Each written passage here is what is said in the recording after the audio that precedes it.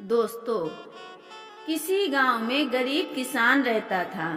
वह बहुत भोला और ईश्वर भक्त था।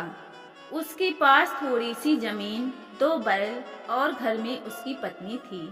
किसान की कोई संतान न थी। इसी बात से वह सदैव चिंतित रहता था। गांव की महिलाएं भी उसकी पत्नी को तरह तरह के ताने देकर उसका घर से बाहर निकलना मुश्किल कर देती। किसान जब भी अपने खेतों पर हल बैल लेकर जाता तो गांव के ही मंदिर में प्रभु के दर्शन करना न भूलता। एक बार उस भोले किसान के मन में एक विचार आया। उसने अपने विचार से अपनी पत्नी को भी अवगत कराया और दोनों की सहमत होने पर वह अगले दिन मंदिर के पुजारी जी के पास जा पहुंचा। उसने पुजारी जी से कहा, पुजारी जी, आप तो भगवान के सबसे निकट हैं।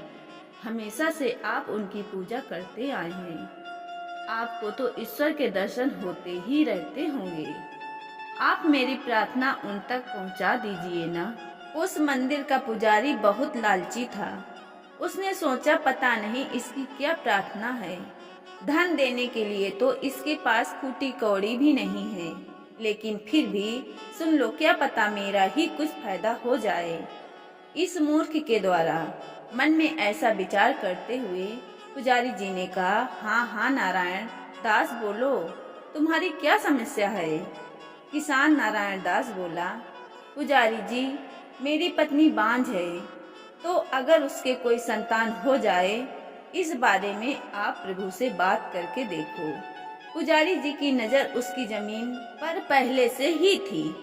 वह जानता था कि उसके मरने के बाद वह उस जमीन को हड़प लेगा।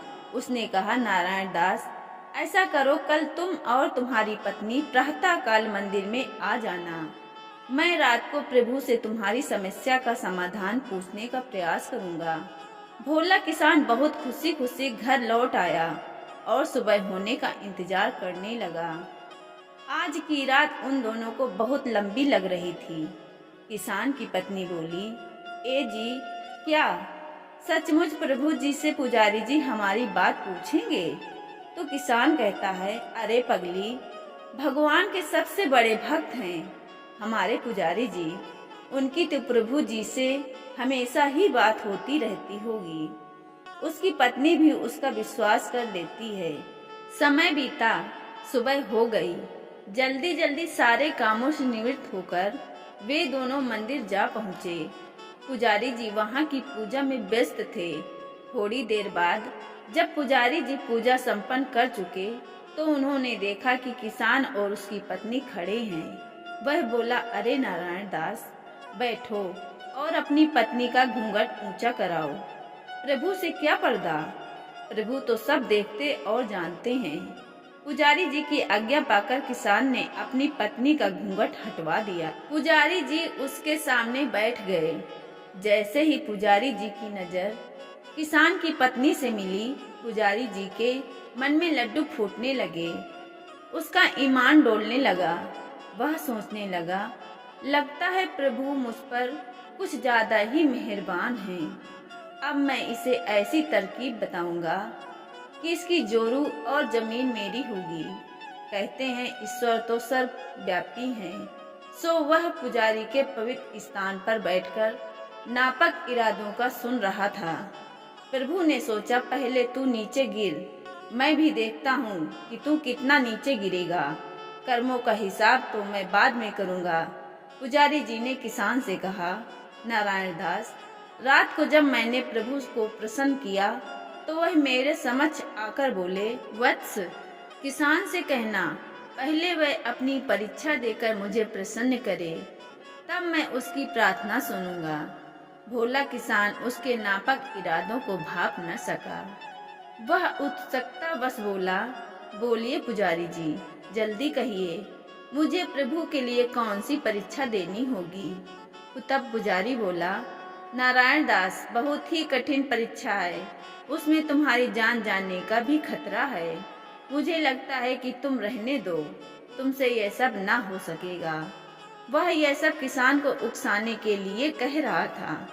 जब किसान ने उससे जिद की तो पुजारी बोला, नारायण दास सुनो, यह मेरा नहीं प्रभु का आदेश है कि तुम अपने हल को साफ सुथरा करके आने वाली अमावस्या को अर्धरात्रि के बाद प्रथम पहर यानी 2 से 3 बजे शुभ बेला में अपने साथ कुछ पुष्प रोली चावल लेकर गांव से बाहर वाले बाग में पीपल के पेड़ के पास पहुंच जाना।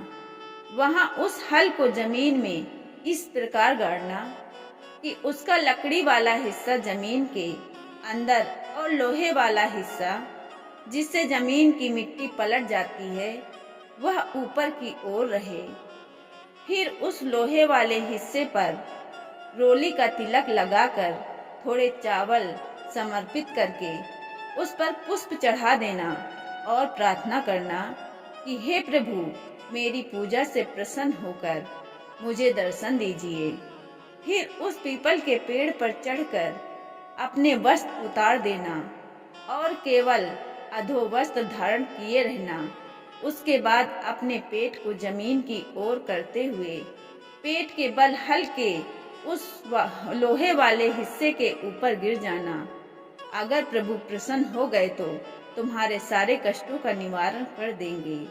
यह बात जब किसान की पत्नी ने सुनी, वह जोर से चिल्लाई, नहीं स्वामी, तुम आगे कुछ कह पाती कि पुजारी ने उसका हाथ अपने दोनों हाथों में थाम दिया। उसको सहलाकर कुछ दबाते हुए बोला, अरे पगली, तू कैसी भारतीय नारी है जो पति को ईश्वर दर्शन से रोकना चाहती है। तू नहीं जानती तू कितना बड़ा पाप कर रही है। पत्नी का तो धर्म है कि पति के नेक कार्य में भागीदार बने और तू हूँ, लेकिन अगर इन्हें कुछ हो गया तो पुजारी जी, किसान की पत्नी ने पूछा, अरे पगली, इसे कुछ नहीं होगा, इसे तो प्रभु के दर्शन होंगे, और अगर कुछ ऐसा वैसा होता तो हम लोग हैं ना तेरी मदद के लिए। पुजारी किसान के सामने उसकी पत्नी का हाथ अपने हाथों में थाम उसे सहला सहला कर दबाते हुए यह बातें करता रहा और बेचारा किसान प्रभु की दर्शन की आस में अनजान बना बैठा देखता रहा। कहते हैं स्त्रियां अपनी आरबू पर आने वाले संकट को बहुत जल्दी भांप लेती है। वह भी पुजारी के नाकाम इरादों को भांप चुकी थी।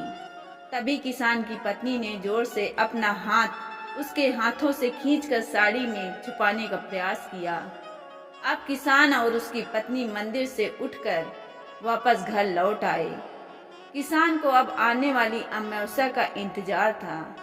उसकी पत्नी उसे इस कार्य को करने के लिए न कहती, लेकिन वह उसकी बात अनसुनी कर देता। आखिर आज अमावस की काली रात भी आ गई जिसका उसे इंतजार था।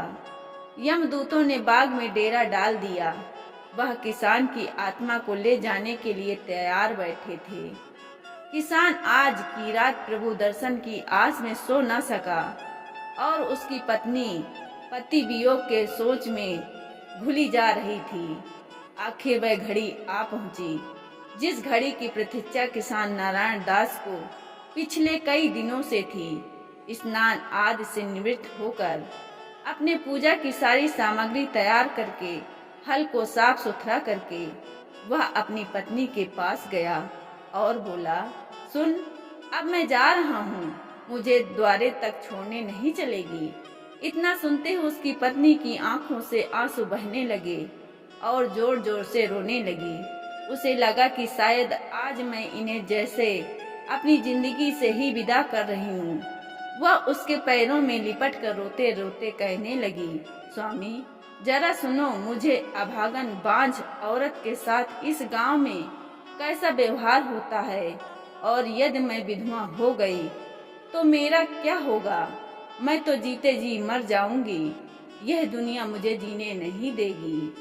अभी तो आप हैं जो मेरी रक्षा करते हैं, फिर तो यह गीद मुझ अबला को नोच नोच कर खा जाएंगे। स्वामी, मेरी बात समझो, इस पेड़ को त्याग दो। मुझे संतान नहीं चाहिए। मेरे लिए तो मेरा सुहाग ही काफी है। कुछ तो सोचो, कुछ तो बोलो। किसान शांत भाव से बुत बना सब सुनता रहा। उसने आज तक अपनी पत्नी की ऐसी हालत कभी नहीं देखी थी। वह सोचने लगा, कितनी स्वार्थी है यह औरत, और मैं ही बेकार में इसके 3 तानों की फिक्र किए पड़ा हूँ। फिर एक पल रुककर उसने सोचा, नहीं नारायण दास, सोच, यह पत्नी तुझसे कितना प्रेम करती है। अपने सुहाग के आगे उसे कुछ और मंजूर नहीं, लेकिन मेरा भी तो अपनी पत्नी के लिए कुछ कर्तव्य है कि सारे कर्तव्य उसी को निभाने हैं। उसने उसे उठाकर अपने गले से लगाते हुए कहा, अरे पगली, जो तुझ पर बीतती है वह मुझसे भी देखा नहीं जाता। तू ही बता, मैं तो खेत खलिहान जाकर अपना मन लगा लेता हूँ, और तू कब तक दुनिया के तानों से घुट घुट मरेगी।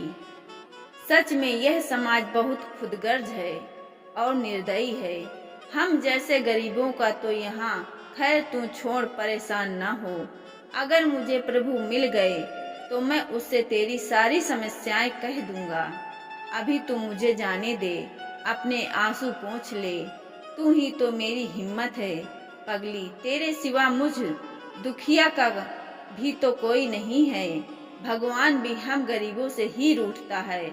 अच्छा हट, अब मुझे जाने दे। प्रभु मिलन की शुभ घड़ी बीती जा रही है। और ऐसा कहते हुए नारायण दास घर से निकल गया। इधर उसकी पत्नी अपने बिस्तर पर जाकर हुक भर भर कर रोने लगी। कुछ ही समय में नारायण दास बाग में पहुंच गया। बाग में बहुत सन्नाटा था। सियारों की आवाजें उसे डरा रही थी। किसान को अब मन ही मन डर लगने लगा। अब किसान क्या करेगा? दोस्तों, आगे की कहानी सुनने के लिए हमारे चैनल को लाइक करें, सब्सक्राइब करें। धन्यवाद।